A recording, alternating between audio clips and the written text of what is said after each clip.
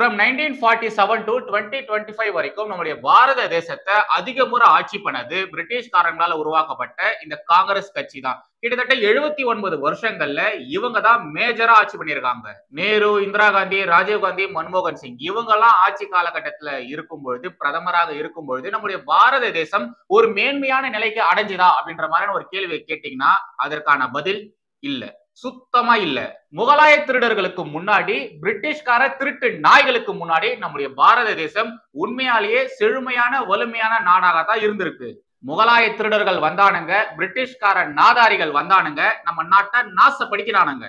அவனுங்களா என்ன மாதிரியான இழவெடுத்தானுங்களோ அதே மாதிரிதான் இந்த காங்கிரஸும் எடுத்தது. ஒரு படி மேல போய் நேரு மற்றும் இந்திரா காந்தி இவங்க எல்லாம் பவர்ல இருக்கும் பொழுது நம்ம நாட்டின் சில பகுதிகளை மற்ற நாடுகளுக்கு தாரை வார்த்து கொடுத்திருக்காங்க. எக்ஸாம்பிளுக்கு சொல்லணும்னா அக்ஷய் சின் மற்றும் கச்சத்தீவு இதெல்லாம் தான். காங்கிரஸ் உடைய ஆட்சி காலம் அப்படிங்கிறது கொடூரமானது, மோசமானது, இருண்ட காலம்னே நாம சொல்லலாம். எப்ப பார்த்தாலும் பஞ்சம், பசி, பட்டினி தான். எல்லா இடத்துலயுமே அந்த ஒரு நிலைமை தான். நாட்டுக்குள்ள இருக்கக்கூடிய மக்கள் நிம்மதியா இல்ல, நிம்மதியா தூங்குனது கிடையாது. அதே மாதிரி நாட்டுக்கு வெளியே இந்தியர்களை ரொம்ப ரொம்ப மோசமா தான் பார்த்தாங்க. இந்தியாவை ரொம்ப ரொம்ப மோசமா தான் நடத்தி இருக்காங்க. ஆனா இந்த இடத்துல தான் நம்ம இன்னொரு முக்கியமான விஷயத்தையும் கவனிக்கணும். இத மாதிரியான காலகட்டங்கள்ல நாட்டு மக்கள் மோசமான நிலைமையில இருக்காங்க, நாடும் மோசமான நிலைமையில இருக்கு. உலக நாடுகள் மத்தியில இந்தியாவுக்கு ரொம்ப ரொம்ப கெட்ட பெயர் தான் இருக்கு. ஆனா இந்த காலகட்டத்துல காங்கிரசினுடைய குடும்பத்தை சேர்ந்தவர்களும், காங்கிரஸ்க்கு கூஜா தூக்கக்கூடிய குடும்பத்தை சேர்ந்தவர்களும் செழுமையா தான் இருந்திருக்காங்க. ஒரு பக்கம் இஸ்லாமிய பயங்கரவாதிகள் நம்ம மக்கள் மீது பயங்கரவாத தாக்குதல்ல ஈடுபட்டிருக்கானுங்க. சட்டவிரோதமாக ஏகப்பட்ட ரோஹிங்கியா பன்றிகள் மற்றும் பங்களாதேஷ்ல இருந்து ஏகப்பட்ட சட்டவிரோத பன்றிகள் வந்திருக்கானுங்க. இன்டர்னல் செக்யூரிட்டியும் ஒஸ்ட், எக்ஸ்டர்னல் செக்யூரிட்டியும் ஒஸ்ட். இவங்களுடைய ஆட்சி காலகட்டத்துல நக்சல் பயங்கரவாதம் அப்படின்றது தலைவிரிச்சு ஆடிட்டு இருந்தது. இவங்களால அந்த நக்சல் பயங்கரவாதத்தை ஒடுக்கவே முடியல. நாட்டினுடைய வளர்ச்சி ரொம்ப ரொம்ப ஒஸ்டா தான் இருந்திருக்கு, சுத்தமா வளரவே இல்லை. அண்ட் ஆல்சோ விவசாயிகளுடைய மரணமானது எல்லா மாநிலங்களிலும் எல்லா மாவட்டங்களிலும் தினம் தினம் நடந்துகிட்டே தான் இருந்துச்சு. பாரத மக்களுக்கு தேவையான அடிப்படை வசதிகளை கூட இவங்களால செஞ்சு தர முடியல. ஆனா இவங்களுடைய குடும்பங்களும் இவங்களுக்கு ஜால்ரா அடிக்கக்கூடிய குடும்பங்களும் மட்டும் ஓஹோன்னு இருந்திருக்கு. எப்போ பாரத பிரதமராக மோடி அவர்கள் வந்தாரோ அப்பதான் அந்த நிமிஷம் தான் மாற்றமானது ஆரம்பிச்சது. ஒவ்வொரு மாநிலத்தையும் ஸ்பெஷலா கேர் எடுத்து மாற்றத்தை கொண்டு வந்துட்டே இருந்தாங்க. அந்த மாநிலத்துக்காக ஏகப்பட்ட நலத்திட்டங்களை கொண்டு வந்துட்டு இருந்தாங்க.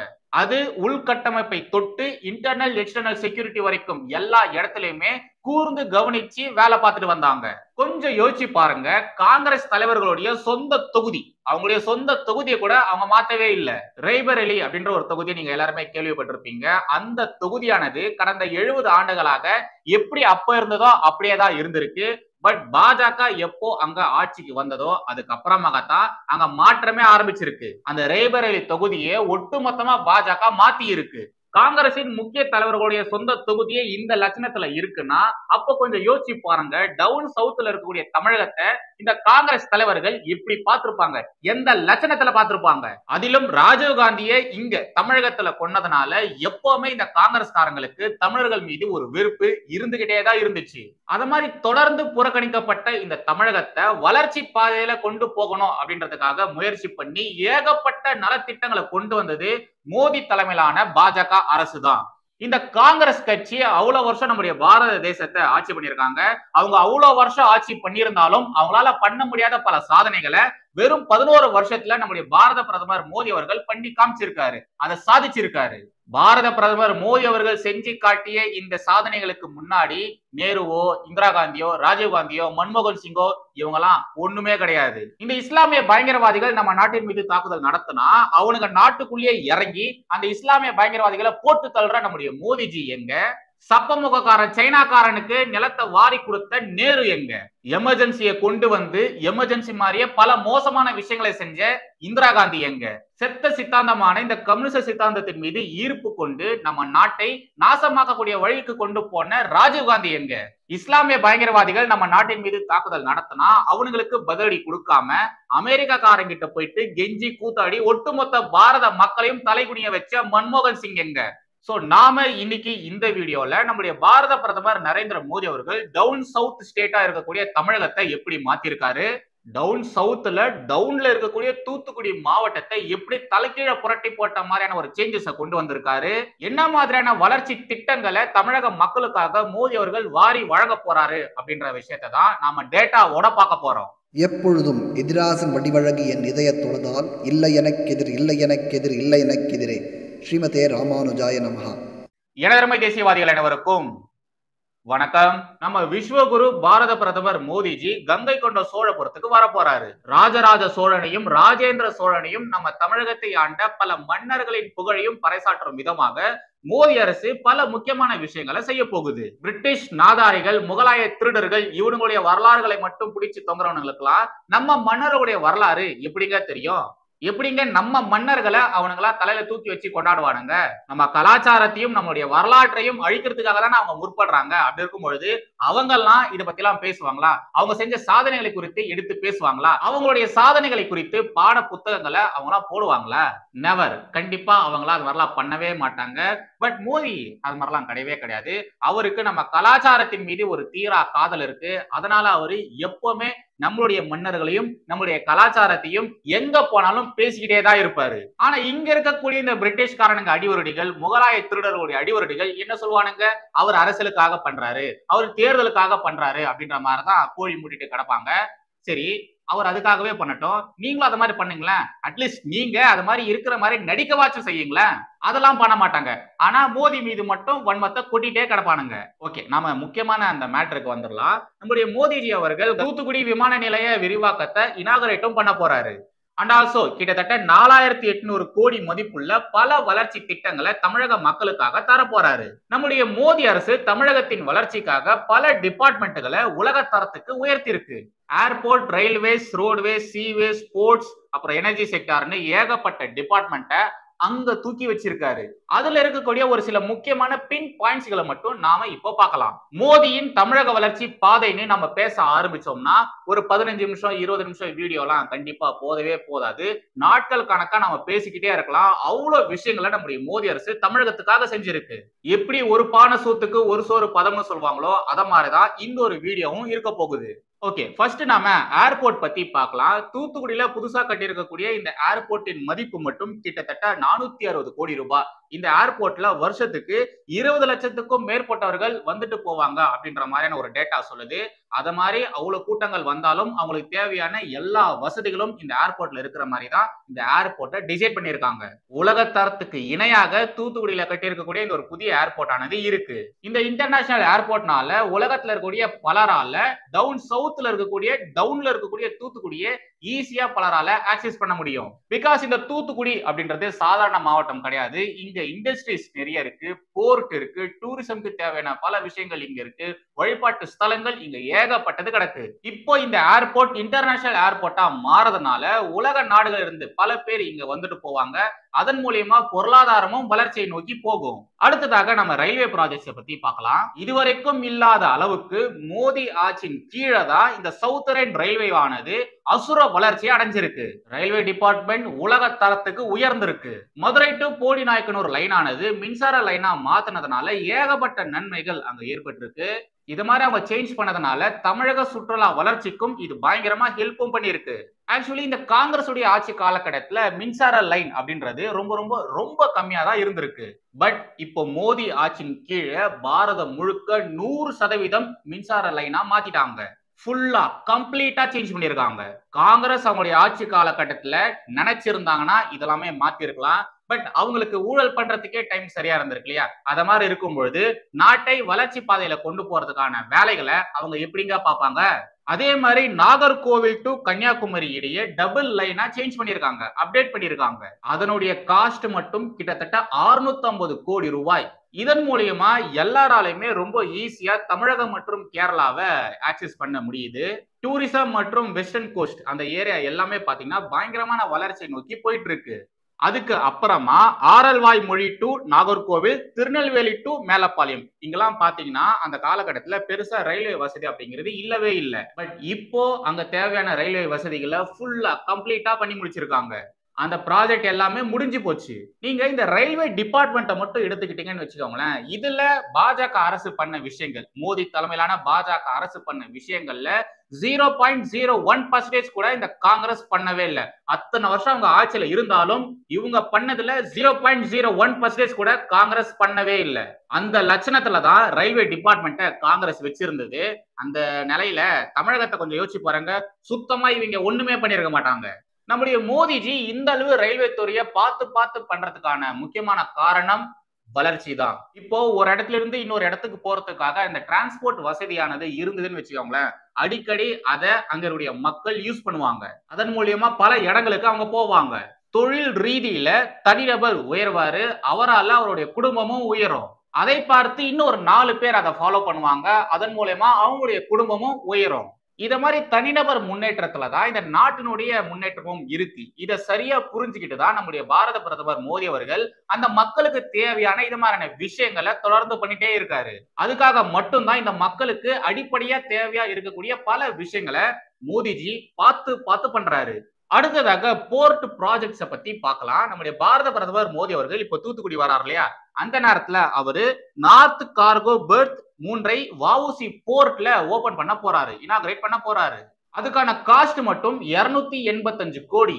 இந்த மனுஷனை பாத்தீங்கன்னா துறைமுகத்தின் வளர்ச்சிக்காக அடுத்தடுத்து ஏகப்பட்ட திட்டங்களை கொண்டு வந்துட்டே இருக்காரு. ஏன்னா ஒரு துறைமுகத்தை நீங்க வளர்ச்சி அடைய வைக்கிறதுனால துறைமுகம் மட்டும் வளர போறது கிடையாது, அங்க வரக்கூடிய அந்த கப்பல் நிறுவனங்கள் மட்டும் வளர்ச்சி அடைய போறது கிடையாது. அந்த துறைமுகத்தை சுத்தி இருக்கக்கூடிய அந்த சுற்று வட்டாரத்துல இருக்கக்கூடிய பல இடங்கள், பல கம்யூனிட்டிகள் எல்லாமே சேர்ந்துதான் வளரும். அதனாலதான் மோடிஜி அவர்கள் போர்ட்டுக்காக இவ்வளவு விஷயங்கள் மெனக்கெட்டு பண்ணிட்டு வராரு. வஉசி துறைமுகத்தின் இந்த அப்டேட்னால என்ன மாதிரியான மாற்றங்கள் நடக்க போகுது தெரியுமா? வருஷத்துக்கு இந்த போர்ட்ல 7 மில்லியன் மெட்ரிக் டன்ஸ் கூட்ஸ ஹேண்டில் பண்ண முடியும். 7 மில்லியன் டன்ஸ்னா 70 லட்சம் டன் கூட்ஸ ஹேண்டில் பண்ண முடியும். இதுக்கான முக்கியமான நோக்கமே துறைமுகத்தின் கெபாசிட்டியை உயர்த்துறது, வர்த்தகத்தை அதிகப்படுத்துறது. முக்கியமா இந்த பல்க் கார்கோஸ்லாம் இருக்கு இல்லையா, அது எல்லாத்தையுமே ஈஸியா ஹேண்டில் பண்றதுக்கு இந்த அப்டேட் ஆனது ரொம்ப யூஸ்ஃபுல்லா இருக்க போகுது.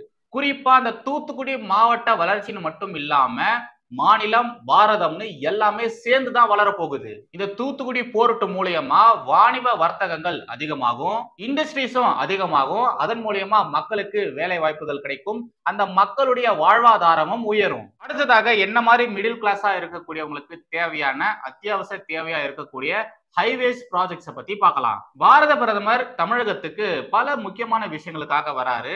அதுல ரொம்ப ரொம்ப முக்கியமாக 2 விஷயங்களை நம்முடைய பாரத பிரதமர் மோடி அவர்கள் செய்ய போறாரு. 2 முக்கியமான ஹைவே ப்ராஜெக்ட்ஸ தமிழக மக்களுக்காக வாரி வழங்க போறாரு. Project 1 Sethiyathoppu to Cholapuram stretch NH36 அத 4 வழி சாலையா மாத்திருக்காங்க. அது கிட்டத்தட்ட 50 கிலோமீட்டருக்கும் மேல, அதோடைய காஸ்ட் மட்டும் 2400 கோடி ரூபாய். இந்த 4 வழி சாலையால விக்கிரவாண்டி மற்றும் தஞ்சாவூர் இந்த காரிடாரும் பாத்தீங்கன்னா ஃபுல்லா வளர்ச்சி அடையும். அதுக்கும் சேர்த்துதான் டெவலப் பண்ணிருக்காங்க. அந்த 4 வழி சாலையில 3 பைபாஸ் இருக்கு. 1 கிலோமீட்டர் வரைக்கும் கொள்ளிடம் ஆற்று மேல ஒரு பிரிட்ஜை கட்டியிருக்காங்க. ஆத்துக்கு மேல, ஓகேங்களா, ஆத்துக்கு மேல பிரிட்ஜ் கட்டியிருக்காங்க 1 கிலோமீட்டர் வரைக்கும். அதே மாதிரி மற்ற முக்கியமான பகுதிகளில் 4 பிரிட்ஜஸ் கட்டியிருக்காங்க. கூடவே 7 ஃபிளைஓவர்ஸும் இருக்கு.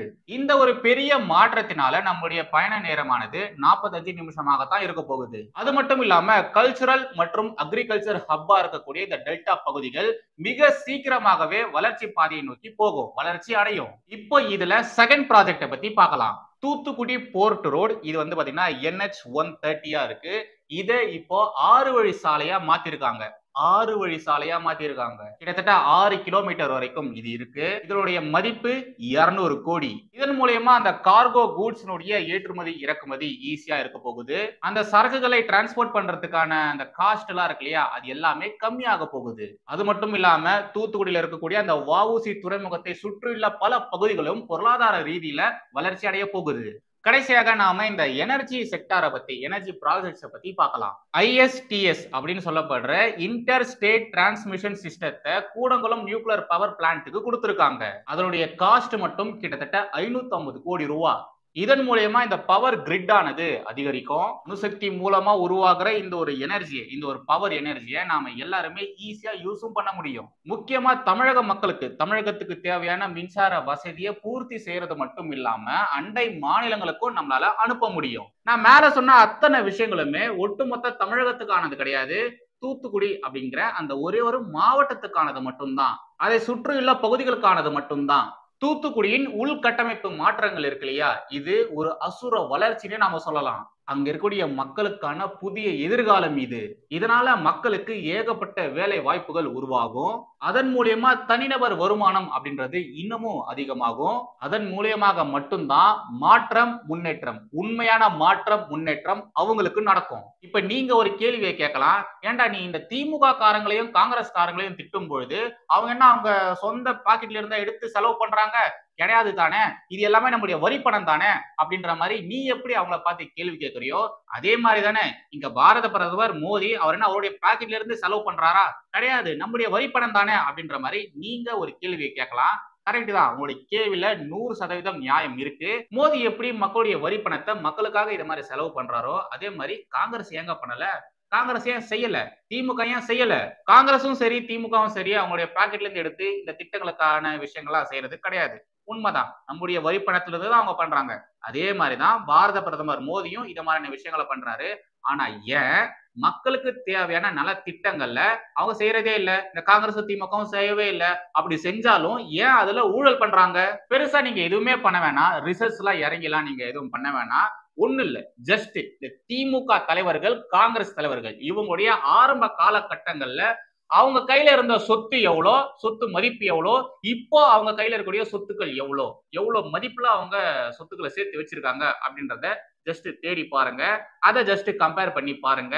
அப்படியே நம்முடைய பாரத பிரதமர் கிட்டயும் வாங்க. பாரத பிரதமருடைய இனிஷியல் பீரியட்ல அவர் எப்படி இருந்தாரு, எவ்வளவு சொத்துக்கள் வச்சிருந்தாரு, இப்ப அவர் எவ்வளவு சொத்து வச்சிருக்காரு, சிஎம்ஆ இருக்கும்போதும் சரி பிரதமரா இருக்கும்போதும் சரி அவர் எவ்வளவு சம்பளம் வாங்கியிருக்காரு, அவ்வளவு சம்பளம் வாங்கினா எவ்வளவு சொத்துக்கள் இருக்கும் அப்படின்ற எல்லா விஷயத்தையுமே நீங்க கம்பேர் பண்ணி பாருங்க. அப்போ புரியும் நான் என்ன சொல்ல வரேன் அப்படின்றது. அப்பதான் உங்களுக்கு புரியும். அதனாலதான் என்ன மாதிரி பல பேரு பாரத பிரதமர் மீது அவ்வளவு மரியாதை வச்சிருக்காங்க, கடவுளாகவே வர்ஷிப் பண்றாங்க. ஆனா இந்த திமுகவும் காங்கிரஸும் அது மாதிரிலாம் பண்ணலையே. அவங்க ஊழல் தானே பண்ணாங்க, திருட தானே செஞ்சாங்க, மக்களுடைய வரி பணத்தை திருட தானே செஞ்சாங்க. அதனாலதான் யாருமே அவங்களுக்கு மரியாதையே கொடுக்கறது இல்ல, அவங்கள மதிக்கிறதே இல்ல. ஓகே, ஃபைனலி பாரத பிரதமர் நரேந்திர மோடியின் இந்த தமிழக வருகை அப்படிங்கிறது ஜஸ்ட் இந்த பொலிட்டிக்கல் சேஞ்சஸ்க்காக மட்டும் கிடையாது, தமிழக வளர்ச்சிக்காக, தமிழக மக்களின் வளர்ச்சிக்காக. சோ நாம எல்லாருமே as a proud பாரதியனா, as a proud தமிழனா நாம நம்முடைய விஸ்வகுரு மோடிஜியை வரவேற்போம். Welcome back Modiji. உண்மையான தமிழர்கள், உண்மையான பாரதியர்கள் எப்பவுமே உங்களை நேசிச்சுக்கிட்டே தான் இருப்பாங்க. அவ்வளவுதான் guys இந்த கண்டென்ட். மறுபடியும் அடுத்த ஒரு வீடியோல சந்திக்கிறேன். நன்றி, வணக்கம். ஜெய் ஹிந்த், வந்தே மாதரம்.